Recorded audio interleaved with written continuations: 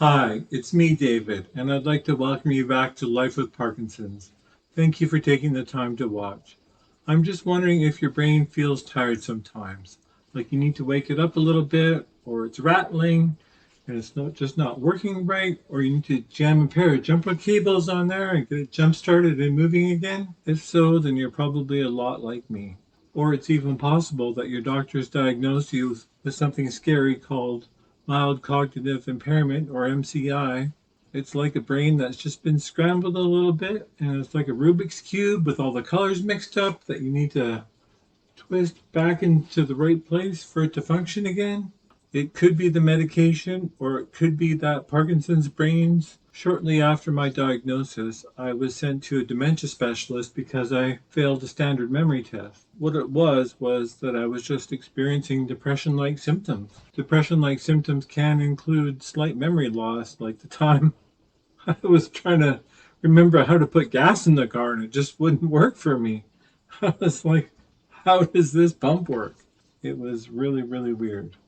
So when I went to see the dementia specialist, he diagnosed me with the MCI and prescribed some antidepressants and something to help me sleep at night. I have tried a lot of ways to stay organized since my diagnosis 5 years ago, and that's what this video is about. I want to pass on my tricks and tips to you in hopes that you can stay organized as well. If you think you are having actual memory problems, I ask that you seek out professional medical advice. These tips may help, but they are not a cure for larger memory issues. I'm a pen and paper guy, so I like to use a notebook as my day timer.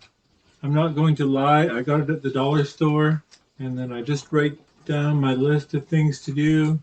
It's a lot cheaper than a standard day timer, only a couple bucks. So I just write down the date on the next page and carry my weekly list forward. This way, you're always looking at when your next doctor's appointment is going to be. So when your spouse or caregiver asks if you remember when it is, you're going to go, yeah, I got it right here in my day timer.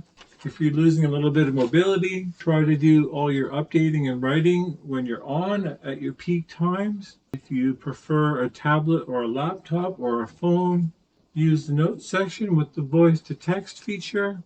That way you don't have to try and tap on the little letters. It can be really annoying. This is my number one way to stay organized. I guess it's just something I carried forward from my career in the workforce. One thing I like to do for short-term memory, like say you're going on a walk every day and you meet the same person and they're walking their dog, which happens to me. So I like to sing a little song about it.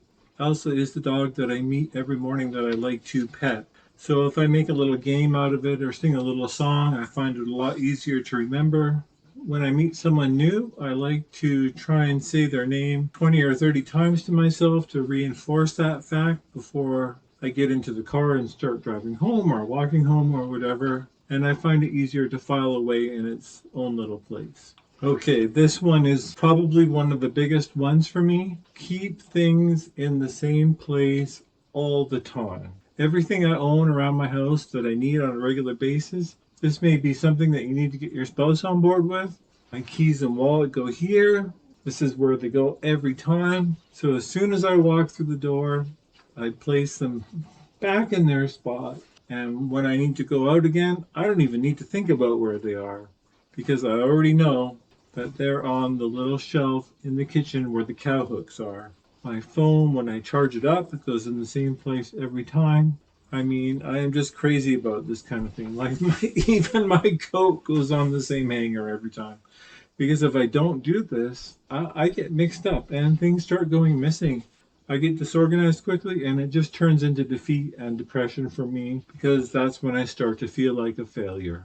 Sometimes my wife and I play a little game because she likes to move things around. So I make sure I hide things when I know it's cleaning day that I don't want her to move. It does keep things a little bit amusing and it is fun. One of the ways I get frustrated with Parkinson's is that the goalposts seem to move back a little bit all the time. And this is where I feel like a failure, right? Because if say I like to go to this coffee shop, but it causes me too much anxiety because there's too much noise or there's too much stuff going around. or people are talking too loud and it's causing me too much anxiety to sit there and I have to leave, I feel like a little bit of a failure. So one of the areas I've struggled with is shopping, but I found a way to deal with that. Okay, and this is another, I'm not picking on my wife here, but this is another thing that she finds frustrating sometimes because obviously we're different people. Our personalities are a little bit different. But if I'm at the store, I navigate the aisles the same route every time. And I do that because I want to feel a little bit like the person who I used to be, who could go to those coffee shops and sit wherever and not worry about the noise or anything, who could go to the store and do a successful shopping trip by going to whatever aisle in whatever order. I know it's impossible for me to recapture the person who I was, but maybe I can recapture some of the feeling of who I was by being successful, even just doing the smallest things, like completing the grocery shop properly, getting it done and getting it done successfully in a reasonable amount of time without freezing in the aisles.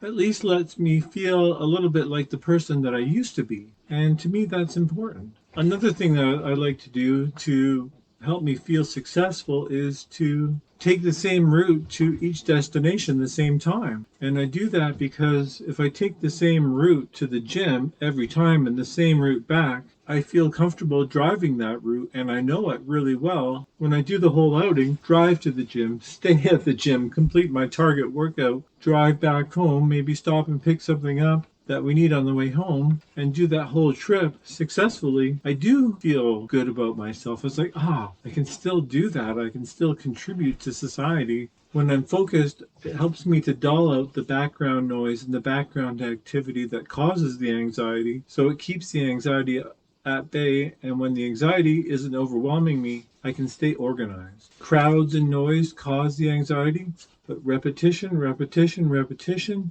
helps to stamp it down and keep it where it belongs, out of my brain.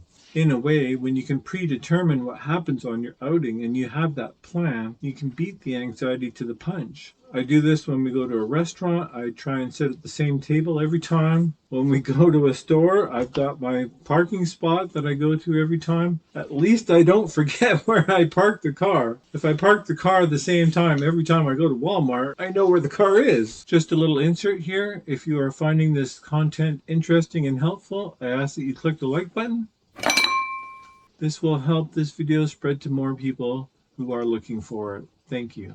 I gotta tell you, the worst day of the week for me is garbage day. The garbage needs to be out before 7 a.m. and it's before I've taken my meds, so my brain is a little bit foggy still when I wake up. I've left reminders out on the counter, in front of the coffee cup, beside the bed, on the dresser, but sometimes I still forget it's garbage day. And to make things even more confusing, recycle day is every second week, so every second week the recycling and the garbage need to go out. I've gotten to the point now where I'm going to have to put it in my phone because my paper reminders aren't working anymore. The next thing that I try to do to stay organized is to manage my mental health. And there are a number of ways that I do that. One of the big things is to get enough sleep. Sleep is a big issue. I know it's a very difficult thing to do. Believe me, I struggle with it. But one of the things that I found has helped me now is that I take a little nap in the middle of the day.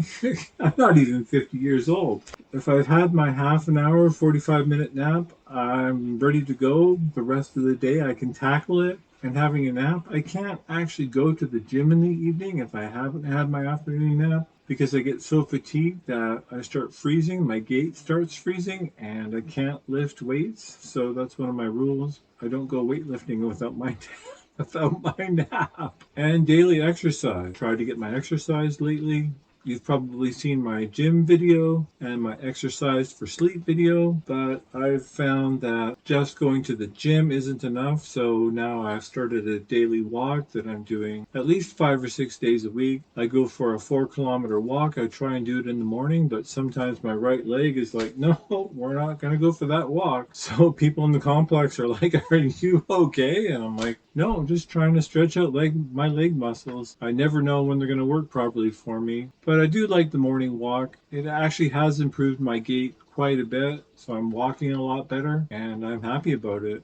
Another way I try and take care of my mental health is to manage my stress. When I know I'm going to go into a stressful situation and I'm prepared for it, I find it a lot easier to handle. So I try and plan for those stressful situations. Say it's a large gathering or something, I always try and plan out where am I going to retreat to if my symptoms get a little bit out of control and my anxiety is difficult to handle. Is there somewhere I can go, hide in the bathroom, hide in a closet? I'm just kidding. I try and pre-plan my escape route because I know if my anxiety is really, really bad, like I said in my gym workout video, I can't walk. Staying social is another way I try and manage my mental health. Staying home too many days in a row is bad for me. Not seeing another person. With Parkinson's, it's so easy for me to cut off all ties with society because I know being around other people is difficult. And the heart of me is a very social person. I was the person that enjoyed the parties. I was the one that went from person to person to person to person. A lot of the times, Parkinson's is very difficult because it prevents me from doing the things that I used to enjoy. So I try to get out to the gym. I try and smile at the other people there. When I see someone walking, I try and interact a little bit. I try and say hello because I know the urge for me is to hide and become a little bit of a hobo, but I know that's not the right thing for me. Another area I try to stay organized in is my medical health. In my day timer, I write down all my doctor's appointments, dentist, optometrist, whatever I need to do. I try and write in when I need my refills so I can stay on top of that. I keep my pills as organized as possible. Believe me, I have a place where I put them. I have pill organizers, and I try to contact my pharmacy ahead of time when I know my 3-month refill for my carbidopa levodopa is coming up because they never have enough stock of the CR. Another big one for me is hydration. I've looked up the amount of water that we're expected to drink, and it's 2 of these per day. That is a lot of water. So no wonder someone with Parkinson's has to go to the bathroom all the time. What I also found interesting that I discovered while doing research was that if you're not properly hydrated, it can cause fusion and brain fog and so many dementia-like symptoms. Not staying properly hydrated can be rather bad. Another way that I'm trying to stay organized is through proper nutrition. Right now, I'm looking at the Mind Diet, which I will have a video in the future about, but I'm trying to transfer all my eating habits over to that specific diet. So, what do you think about my list of suggestions? Do they work for you? Are you interested in exploring some? Let me know in the comments below. Let me know if there's things that you do to help you stay organized that you found that work for you. I would be very interested to hear what they are. I'm hoping we can get a really good discussion going. Thank you for watching and supporting this channel. I hope we can take this journey together. Thank you and have a good day.